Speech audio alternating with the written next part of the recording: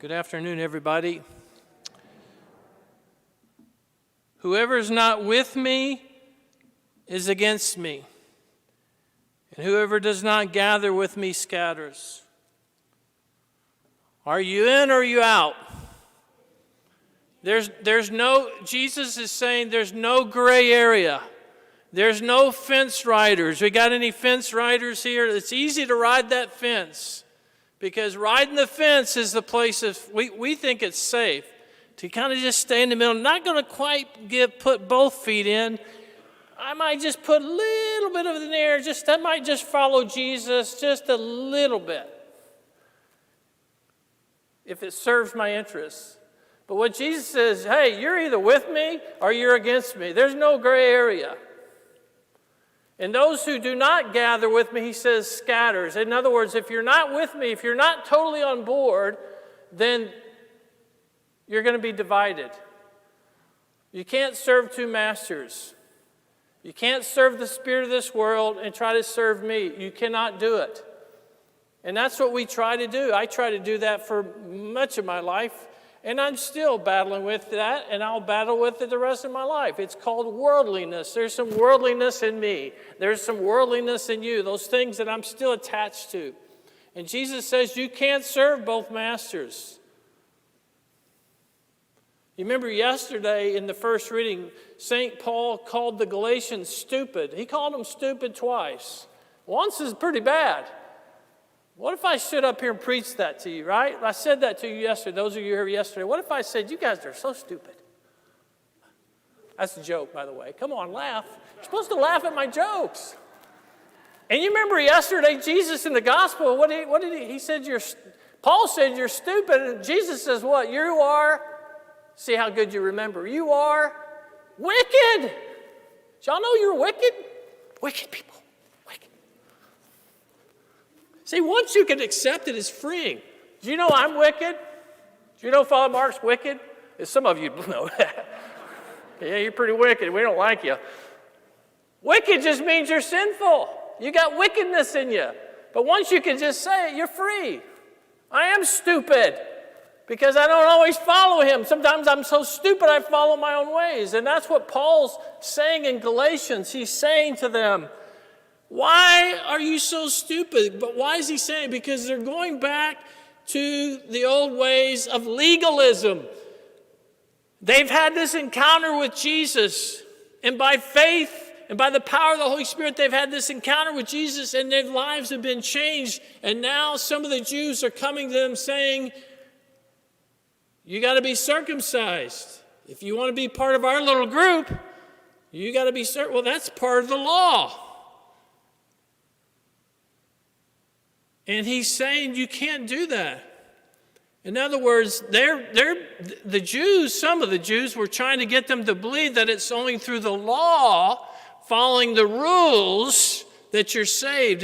And Paul's saying, no, it's your faith in Jesus Christ that saves you. And he uses Abraham as the example. Well, Abraham, when Abraham was living, they didn't have the Mosaic law. So how was Abraham saved? By his faith. He trusted God. God led him into this territory. He knew that God led him into this unknown territory. He followed God in faith. He trusted God. That's what saved Abraham, was his faith. And they're wanting to go back to their old ways, believing that they can be saved through the law. And we can fall into that trap too as Catholics. I'll give you an example of the law. One way you know you're getting into legalism is believing if I just do this, this, and this, if I just do a rosary every day, I'm good. If I can just go to Mass every day, if I can just... We tend to think that way sometimes. If I have to feel a certain way when I come to prayer, everything has to be, all my little ducks have to be in order, and the focus is on me. And that's why Paul says, cursed are you who follow the works of the law. What he means is, because it's all focused on me saving me. They believed if they just follow the law, they can save themselves. Well, where's the need for Jesus in that?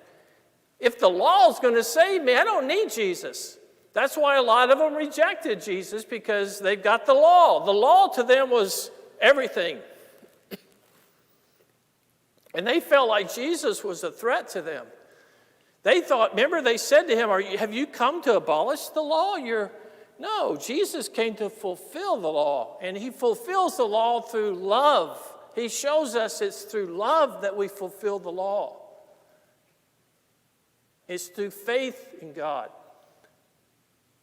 And therefore, we don't need the law in the sense that we don't need it. The purpose of the law was to show Israel their sinfulness, that they cannot save. That was the purpose of the law. It was never meant to be something that could save them.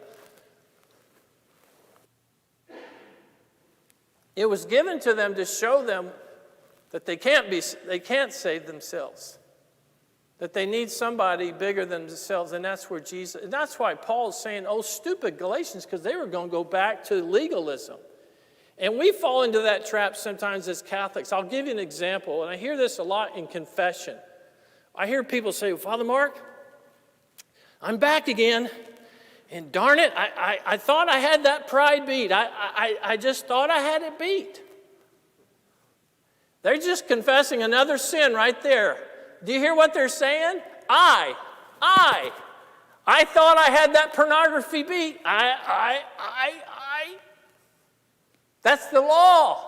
See, if I could just do this, this, and this, I can conquer it.